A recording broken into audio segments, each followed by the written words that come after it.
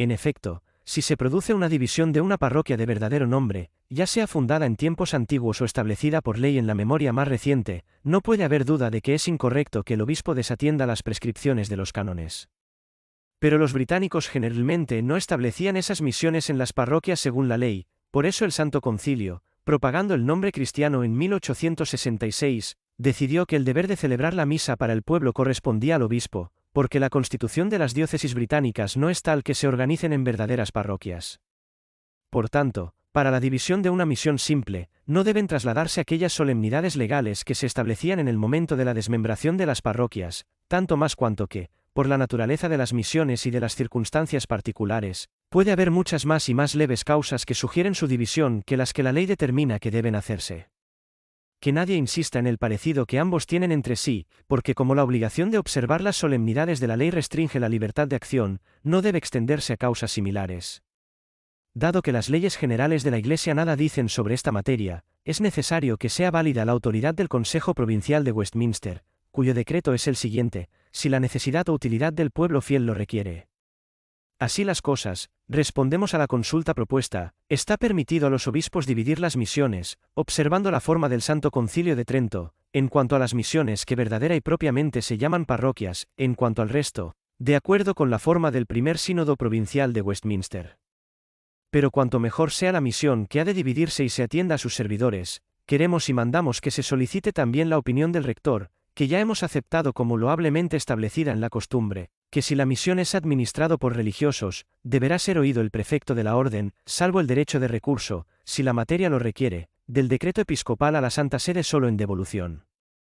Después del desmembramiento de la misión que presiden los regulares, surge a veces otra cuestión, a saber, si el obispo, al presidir al rector de una nueva misión, debe preferir a los propios religiosos a los demás. Aunque tenían presente esta prerrogativa, no es nada oscuro que a partir de ese momento se producirían dificultades y ofensas. Es más, en aquello de lo que estamos hablando, es necesario contactarnos con una nueva erección, por supuesto, que se estableciera una parroquia del verdadero nombre, o una mera misión. Si sucediera lo primero, qué extraño sería preferir un pastor traído por una familia religiosa de la Iglesia, porque así, por la ley actualmente vigente, los regulares están excluidos del cargo de párroco, de modo que necesitan un perdón apostólico para ejercerlo. Sobre el tema, Benedicto XIV en Canst. Desde hace poco, el día 6 de noviembre de 1871. Así como, dice, de la antigua ley canónica no se puede negar que los monjes y los regulares eran capaces de gobernar las iglesias parroquiales, así ahora es seguro, según la disciplina canónica más reciente, que los regulares tienen prohibido cuidar de las parroquias sin una dispensación apostólica. Por tanto, interpretando los decretos del Sagrado Concilio de Trento a la duda, si se les deben conceder las oraciones de los padres agustinos sobre la nueva parroquia, respondió, negativamente y más lejos. Pero sí, como hemos dicho en segundo lugar, se erige una mera misión, el derecho ciertamente no impide a los religiosos elegir entre ellos un gobernante, pero ni siquiera cuenta con el apoyo de quienes desean ser preferidos. Por tanto, cuando un obispo aborda un asunto que está completo y puesto en su poder, debe hacer uso de su libertad, porque donde los derechos guardan silencio, en lugar de la ley y la autoridad del presidente. Tanto más cuanto que, como dice el dicho de los doctores, el obispo tiene una intención basada en el derecho en todo lo que atañe a la administración de su diócesis. Por lo tanto, la preferencia en cuanto a la nueva misión deseada por los regulares, o no está respaldada por ninguna asistencia jurídica, o tropieza con una disposición clara de la ley. El deber del cuidado de las almas comprometidas con la diligencia de los regulares suscita también otras dudas, y esos lugares miran los límites de las misiones que por ellos se rigen. Porque empezó a dudarse que el obispo pudiera visitar los cementerios y lugares piadosos situados dentro de esas fronteras. Pero en los cementerios es fácil y proclive a distinguir y por tanto a poner fin a la polémica. Porque si hablamos de cementerios reservados solo a familias religiosas, están claramente exentos de la jurisdicción del obispo y, en consecuencia, de las visitas, pero los demás comunes a la multitud de fieles, por cuanto deben estar en el mismo orden que los cementerios parroquiales, están sin duda sujetos a la jurisdicción de los ordinarios, y por tanto con el mejor derecho son visitados por el obispo, como Benedicto XIV. Establecido en la Canst. Confirmando el día 8 de noviembre de 1844. La cuestión se resuelve haciendo una distinción similar sobre los lugares piadosos, separando los que son ejemplares de aquellos que preside el obispo, ya sea por derecho ordinario o por delegación. Por tanto respecto de los cementerios como de los lugares piadosos, resumimos nuestra opinión en unas pocas palabras, que se observen las prescripciones de las sagradas, cánones y constituciones apostólicas. Estrechamente relacionada con las dudas anteriores está aquella en la que se pregunta si las escuelas de los pobres, que también se llaman elementales, primarias, para niños, deberían estar bajo la autoridad de los obispos, porque es el más santo servicio de la enseñanza, y las escuelas de las que vamos a hablar ocupan el siguiente orden de lugares piadosos. ¿A qué pertenecen se sabe por el nombre mismo? Se proponen, por supuesto, educar adecuadamente a la infancia con los primeros elementos de la literatura y las primeras verdades de la fe, y con los preceptos de las costumbres, educación que, en verdad, es necesaria para todos los tiempos, lugares y clases de la vida, y es de gran importancia. Importancia para toda la sociedad humana, sin mencionar la seguridad de los hombres individualmente, pues depende, en su mayor parte, de la manera en que uno ha de actuar durante el resto de su vida, desde su formación infantil. Por lo tanto, lo que deben prever especialmente los maestros de aquel lugar, indicó sabiamente Pío IX, escribiendo, en estas escuelas, especialmente, todos los niños de toda clase del pueblo, o desde sus más tiernos años, son diligentemente educados en los misterios y preceptos de nuestra santísima religión, y en la piedad y honestidad de modales, y en la religión civil. Para formar con precisión una forma de vida, y en las mismas escuelas religiosas, especialmente, la enseñanza debe tener un lugar tan primordial en la formación y la educación y debe ser dominado, de modo que el conocimiento de los demás, del que allí está imbuido el joven, se haga evidente. Nadie de aquí en adelante no comprende que esta educación de los niños debe ser confiada a las oficinas de los obispos, y que las escuelas en cuestión, tanto en las ciudades más pobladas como en los pequeños pueblos, se incluyen entre las obras que principalmente pertenecen a la materia diocesana. Además, lo que sugiere la razón lo confirma la luz de la historia. De hecho, no hubo tiempo en que no brillara el cuidado singular de los consejos en la organización y protección de tales escuelas, para las cuales designaron sabiamente varias. De hecho, la perspectiva de sus decretos es que los obispos de las ciudades y pueblos se encarguen de que sean restaurados y aumentados, y los niños deben ser admitidos a estudiar, remitiéndose los gastos, si es posible. Por la misma autoridad las dichas leyes, por las cuales los estudiantes deben prestar atención a la religión y la piedad, definía los dones y ornamentos de la mente con los que debían estar dotados los maestros, y les ordenó jurar según la fórmula de la profesión católica. Finalmente, se designó a los guardianes de las escuelas para que las visitaran, y miraran a su alrededor para ver que no hubiera defecto ni inconveniente, ni que se omitiera nada en lo que las leyes diocesanas habían sancionado respecto a su disciplina. Además de esto, si bien los padres de los concilios entendieron bien que los pastores eran también competentes para el ministerio pastoral, les asignaron una parte no pequeña en las escuelas de los niños, cuyo cuidado está de suma necesidad relacionado con el cuidado de las almas. Por lo tanto, me complació establecer escuelas para niños en cada una de las parroquias, a quien se le da el nombre a los feligreses, a los pastores se les ordenó emprender la tarea de enseñar, y aprender el trabajo auxiliar de los maestros y de los maestros, a ellos se les dio la tarea de gobernar y cuidar con mucho cuidado las escuelas, todo lo cual, si no lo han hecho por fe e integridad, se les acusa de abandono de su deber, son considerados dignos en aquellos en quienes el obispo se fija.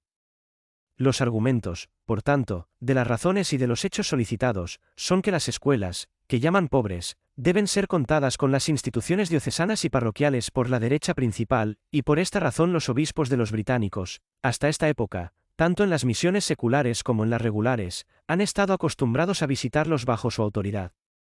Y confirmamos que declaramos que los obispos tienen el derecho en todos los aspectos de visitar tales escuelas de los pobres en las misiones y parroquias regulares, así como en las seculares. Ciertamente, hay otro caso para otras escuelas y colegios, en los que los religiosos, según las prescripciones de su orden, suelen dedicarse a la formación de la juventud católica, porque en estas cosas ambas razones exigen, y nosotros deseamos que permanezcan firmes e intactos los privilegios que les confiere la sede apostólica, como claramente lo declaró en el año 1874 el Sagrado Concilio que propagó el nombre cristiano, cuando las actas del Cuarto Provincial Consejo de Westminster.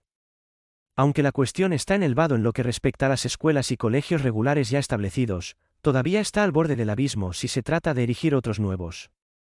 ¿Por qué preguntamos acerca de estos, o de quién se debe obtener el perdón del superior?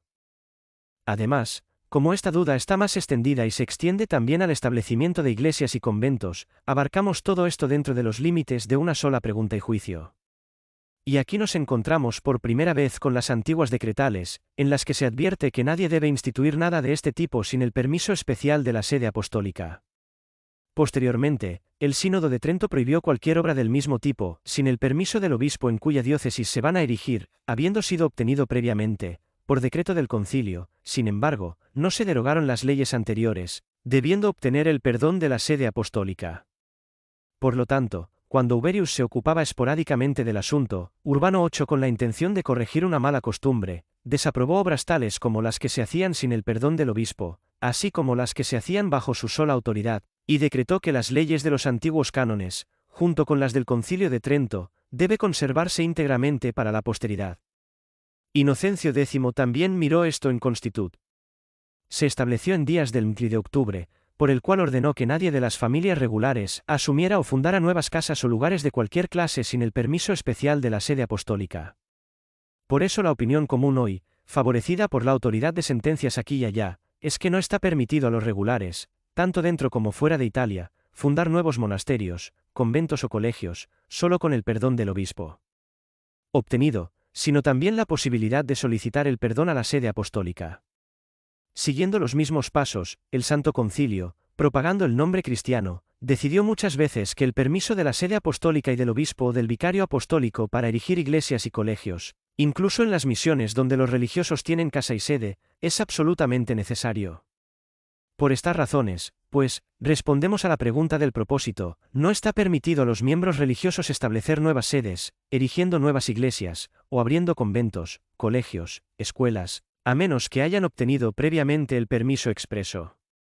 del ordinario del lugar y de la sede apostólica.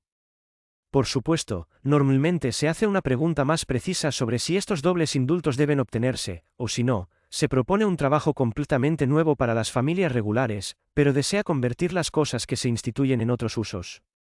Es cierto que la respuesta futura no será oscura ni difícil, si distinguimos los diversos casos que pueden ocurrir. Porque, al principio, ¿quién duda seriamente de que sea lícito convertir las cosas que se instituyen por causa de la piedad y de la religión en usos ajenos a la religión y a la piedad? Por lo tanto, queda por preguntar acerca de estas tres cosas: si está permitido sacar instituciones de un lugar y trasladarlas a otro, o finalmente, conservando el uso anterior, introducir una nueva causa o uso. Ahora, sin embargo, el decreto de Bonifacio VIII les impide convertir a los dos primeros, por su autoridad privada, en miembros religiosos, prohibiéndoles tomar nuevas casas o lugares para habitar, o cambiar lo que hasta ahora habían recibido. Además, ¿quién puede llegar a ser uno de estos dos, a menos que el asunto recaiga en la nueva fundación de convenciones de colegios, casas, asambleas y otros lugares regulares de esta especie?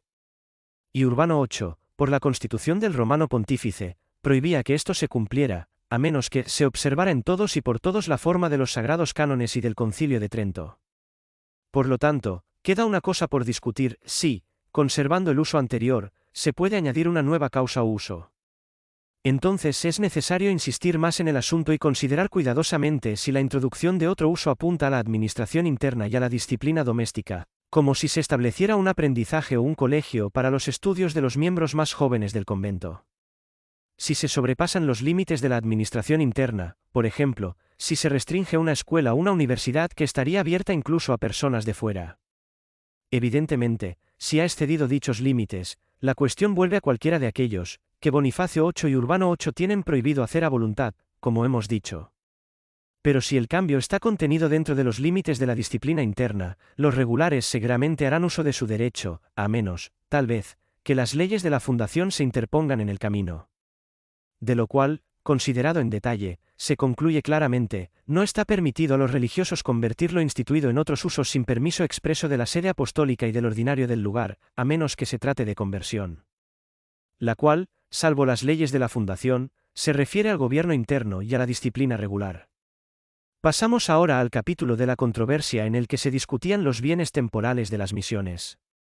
Esos bienes se obtienen de la generosidad de los fieles, que libre y voluntariamente hacen regalos, o lo hacen con vistas a la misión, o a quien está a cargo de la misión. Ahora bien, si una donación se hace con vistas a la misión, suele ser ambiguo si los religiosos a quienes se entrega la donación están obligados a dar cuenta al obispo de los ingresos y gastos. Y que esto debería hacerse efectivamente, propagando el Sagrado Concilio en nombre del cristianismo, el 19 de abril de 1869, sobre el dudoso propósito de las misiones británicas confiadas a órdenes o instituciones religiosas, escribió con estas palabras: 2 grados. Sin embargo, los obispos tienen derecho a exigir cuentas de los bienes que fueron pagados a la misión, o a los regulares con motivo de la misión, a los mismos misioneros regulares, así como a los párrocos de las iglesias seculares. Clero. En efecto, para establecer la cuenta de ingresos y gastos, el mismo Sagrado Concilio del 10 de mayo de 1868 había dado orden de que se describieran cuidadosamente los bienes de las misiones, separando los que eran propios de las misiones de los que pertenecían a ellas, a grupos o miembros individuales.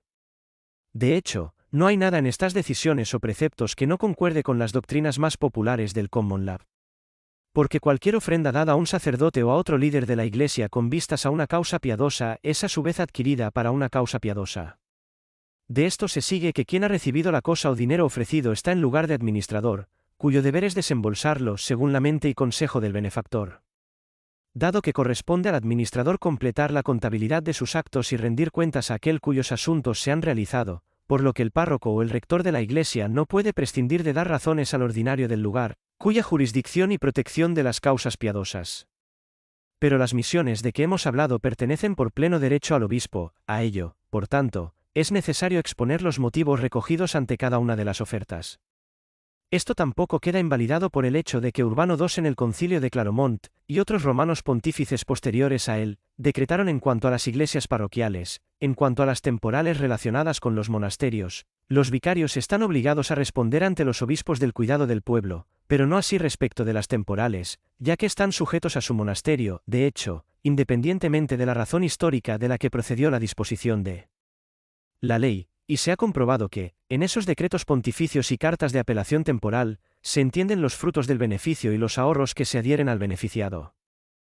En consecuencia, confirmando lo escrito y ordenado por la Santa Congregación para la propagación de la fe, decretamos que los religiosos, habiendo devuelto las cuentas al obispo, enseñen sobre el dinero, en vista de las misiones que les son afines, y cuanto han gastado en su uso, así como los misioneros del clero secular según las resoluciones antedichas de la misma Congregación del 19 de abril de 1869 y la instrucción del 10 de mayo de 1868.